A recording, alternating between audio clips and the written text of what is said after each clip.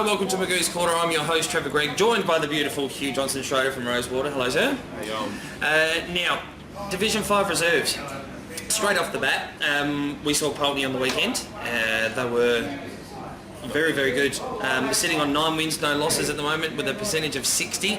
Not the highest in Division 5 reserves by any stretch. That goes to CBC in second position on 8 and 1. But when we get to our game, Rosewater and Pulteney, we'll talk about a little thing that we had happen on the weekend. I don't understand how B grade can be 9 and 6 and then the A's only have their first one. Yeah, well, evidently there's nobody, from what I was told directly, that there's nobody, I'm trying to remember the words exactly, but they said, this person said to me, there is nobody in this B grade side that can play A grade. From what I saw on the weekend, there definitely was at least 6 or 7 that should be playing A grade, but you know, we're not doing the They beat us, so doing the review, luckily. So the CBC, as I said, in second position on 8 and 1. Then it's a bit of a jump away to Smithfield on 6 and 3, with also our boys at Rosewater, who had that bit of a disappointing loss on the weekend. Lockleys comes in at 5 and 3 with the draw, which happened with Elizabeth earlier on. Hectorville on 4 and 5, Elizabeth 3 and 5, Blackfriars 2 and 7, and then we've got the Cellar Dwellers Glenunga on 1 and 8, and of course Greenacres with no wins and 9 losses, which is sort of what I was predicted at the start of the year and have been saying each week. So they're having a tough run. So again, coming up against Greenacres, I thought this might have been their opportunity to get across the line, but again, inaccurate kicking, 11-6, which was quite good for Greenacres, 72 to Glenunga's 11-10, 76. Looking at the way that it started off, I think Glenunga's B grade side were quite impressive against ours earlier on. And when we do this, you just go, oh yeah, that's right, make me look good. No, and that's the same thing as what at the moment in their A grade, they're the number 1 offensive team in the competition with 109.3. So they're moving in the right direction. So looking at that one, I'll let you go through Greenacres. Goal kickers. How, mate? Come. 5. Clark 2, Ella Clark 2, Stark and Perham. Best players were Clark, Cummy, Kemp, Hartwig and Burgess. We love... No, we don't. I can't say that. We like the boy, and he's a handful as well. I'm glad I didn't do that. Cum's got a handful. He's had a handful of it. Daziani with a couple, Sapluna with 2, McKensis with a couple, and Prendos. I'm really struggling to talk over our producer, talking to one of the local people here at the Portland Hotel at the moment. Cooper, Langanestra, Edwards, Thomason and Prendos were the best players there for Glenunga. So a nice close win there for Glenunga. I'm not even sure what they call themselves, Glenunga. Panthers. The Panthers. No, we're not close. Oh, hell. When you check the facts, it's a bit like Robert, that clown that reports for the Sunday Herald or whatever he is. Well, I'd like to know what your claim to fame is, son. I think I've played more football than you, pals, and you still talk like crap. Anywho, next game, Lockleys hosted Hectorville at Lockleys Oval, 13-12-90 to Hectorville 7-5-47. Hectorville, another club with their B grade aren't exactly really strong. Their A grade are. Lockleys are quite good in both of their divisions as well, so I think they've had a couple of changes, and see some of the names there for Lockleys were playing in A grade. If it's the right one, you've got, I think there is an A and a D, Ascoli last time. Is it Simon, is it? Yeah, no, he did it handy. But yeah, there's a couple of names there that do play A grade, so they've got a fair bit of depth. So looking at Hectorville, we had Zapier with the couple, Shabani, Dunn, Leak, and a couple of others also chipping in for one. Sebastiani, Bottrell and Zapier were the better players there for the Hounds. Yeah, Lockleys, these boys are giving us a bit on the boundary line. Pity they didn't beat us. Gators kick 3, Murphy 2, the big bro Raffinelli 2, Baker 2, Ross Shirt, Christie, Drennan, and yeah, that's it. Zalipski. Best players were Baker, Simon Ascoli, Christie, Rosewell and Brayrath. And Raffinelli. Raffinelli's going to be close to playing once. Surely. I would have thought. Now this one. This is the one where I got the first time, been doing this almost 2 years now, somebody's come up and said, I'll watch your show. It's got to be the only one, doesn't it? He would be the only one, unless he's the person that's clicking 200 and 200. No, that would be TJ's sister clicking when she watches Magoos Corner. Hello, Tommy's sister, if you're out there. Of course she is. She got caught watching Magoos Corner.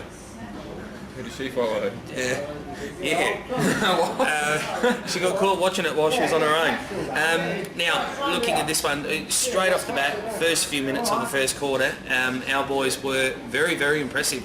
Probably the best 5 to 7 minutes I've seen them play this year. Yeah, that was it. And that was it for the rest. That was really it for the rest of the game. There was 8 unanswered goals in the second quarter for this game, but I was very, very impressed with Poltony in their B grade.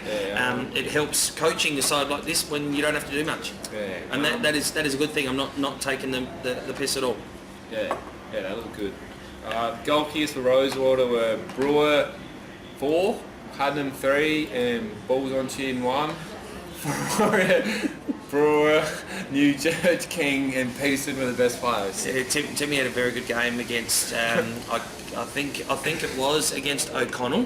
If it's the same bloke, that guy has obviously played some senior footy in his time. He was, if it is the same guy, apologies if it's not, but he was the bald bloke. That was playing in their forward 50. Could be a good. Had a run through the mids as well, and he was extremely impressive. Going on with that, O'Connell with 5, O'Leary with 3, Sampson and Davies and Cook with a couple, and my mate Foghead. Foghead had a cracker. there's some names that I love when I do this show. Foghead, Coon. Lucky no one watches it. Yeah, lucky it's only the party coach that watches this. Fowler, Vic Davies, Foghead and Plunkett were the better players. Now, going back to Poltony's B grade coach, it is actually spelled Faulk head, with our mate Cum. I've lost my train of thought because I'm taking the piss out of people's name. No, not newsworthy. What I was going with Poltony's coach, he come up and said, "Oh, what's your show?" And I said, "That's great." And I was getting my pen ready because it looked like he was getting a piece of paper out to go like this, you know, like on the TAB ad where the guy signs the autograph. And I thought I won't be rude and deny him the act of giving him an autograph. Did you write Trev Ray on? I was going to write Trev Ray, absolutely. He said, "We're not sandbagging." Come right out and said that we're not sandbagging, and I said, "Oh, hey," because sometimes I don't remember what I actually say on this show, to be honest. But he said we're not sandbagging, and I thought, hell, pal.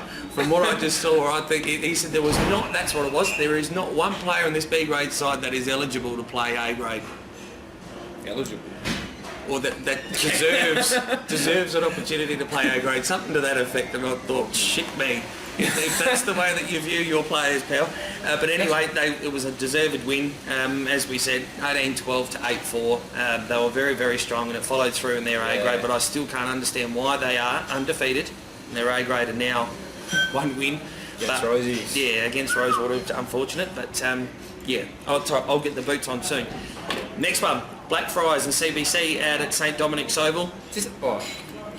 Damo's mates out at CBC, 16-14, 110 to Blackfriars, 3-3-21.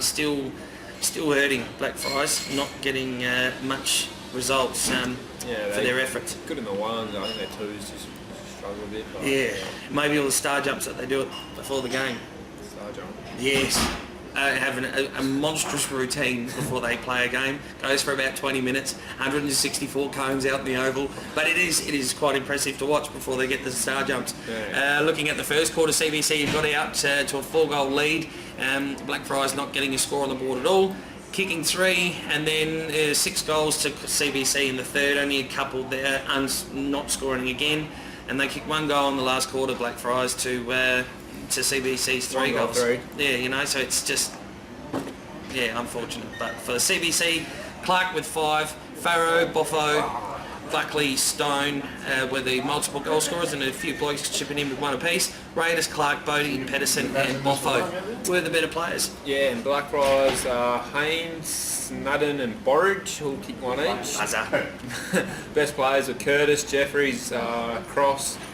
That was it, only named 3. Yeah, Picaro and Manchef, a couple of the boys that do get quite a quite a lot of mentions throughout the year and last year for Blackfriars. We're Picaro Manchef, so they keep soldiering on. Next game, Smithfield and Elizabeth. I was actually quite impressed with Elizabeth, how they played against us at Eric Sutton a couple of weeks ago. The ones? Yeah, no, in the twos. Right. I was still trying to forget the ones. But Smithfield 14-10-94 to Elizabeth 10-15-75. So is that one that got away from Elizabeth? Absolutely. I do believe. Tully with a couple, Clark and Box, the big box with two apiece. And then big black box. Mosley, Clark, McIver, Skinner and Sumner were the better players. Amos kick 5 for Smithfield. Early, Clegg, Lord kick 2, and Callian kick 2, and Ruskin 1. And the best players are Francis, Ruskin, Partridge, Moss and Lord. Hey, Lord. The Lord. I wonder if he got called something else at primary school. What about the goal kickers for the day? Our mate. Our mate on top. Come on top. Tully. Robbie Brewer. He'd be close. How old's Robbie Brewer? 55. 55. He looks good for 55. Nicholson 18 and balls on chin 17. Balls on chin. Just kicking along nicely. I didn't think he'd survive the game that we just had on the weekend, but Someone's going to bash that. no. It's not going to be from the other team. Now looking at round 10, Hectorville and Glenunga at Daily Oval. So Hectorville sitting in 6th position, Glenunga only the 1 win, 748 points against. Glenunga will get the job done. Glenunga. You're bringing out some crackers tonight. I'm really take note of what Hugh's tips are this week. It's raining. It should be. It's going to be raining. CBC and Elizabeth at the East Parkland. Yeah, Oh, Dolphins. hell. The Dolphins. This is where Andrew Graham is just perfect. His office is not far away. Oh, there's gonna be Andrew Graham, Shrek. Why is that? Oh, just Elizabeth coming into the city. CBC, they're not going to like it. They want protection. He might get some work. But I think it'll be too intimidating for CBC. And again, it'll be wet. I'm going to go for an upset and go Elizabeth. Yep. Cool. Yep. Greenacres and Blackfriars. Greenacres. Greenacres. It's at Edward Smith Reserve too. So I think Greenacres at home. Now this one's going to be a cracking game. Lockley's and Pulteney at Lockley's Oval. So a couple of home games in a row for Demons. Pulteney. I reckon if Lockley's can just restrict that delivery in, which is what happened in the A grade, I think Lockley's can get up, but I think Pulteney will be far too strong with all the people that are not good enough to play A grade in their B grade. So Smithfield and of course our boys will travel out to Smithfield Oval on the weekend. Yeah, we'll get the job done. Baldwin Chin will kick a bag, Robbie Brewer will kick a few. So we're sitting at the moment, I've just lost my ladder. Smithfield sitting in 3rd position at the moment, Rosewater on 4.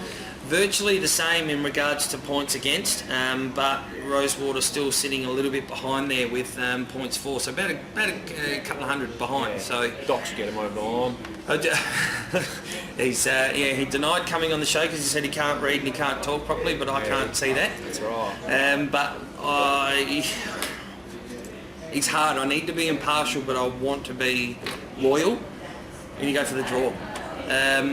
So that's what it'd be. You can't really, can you? I will say that Jamie will give him an absolute belting during the week. Tommy Javor does it. He doesn't like backing Payne because they never win. He backs against the opposition and then Payne will win. Why don't you have a kick? In the twos. Yeah, you could have Trev, right? I don't. It's a difference between calling and knowing and doing. But for me, I will go for our boys. It'll be a close game. Once again, this has been a perfect Division 5 catch up on Magoos Corner and looking into next week. We had our first game called live a couple of weeks ago now at Tea Tree Gully in Payneham, which was absolutely brilliant. We had TJ Darcy, we had someone from Tea Tree Gully and someone from Payneham, and then the Adam Koshel on the. I didn't want to mention it. A perfect voice and face for radio, our producer, which was the feedback's been 100% positive. Sorry? I wasn't coach. Oh, this after the game. Oh, yeah. So you have interviews afterwards, interviews at half time. Better than Channel 7. Absolutely better than Channel 7. So we are the number one SBS broadcasting media outlet for Amateur League. I don't care what anybody says on any forum or any other magazines. We are number one in Adelaide. So make sure you subscribe to the SA Footballer magazine, and we'll catch you again next week.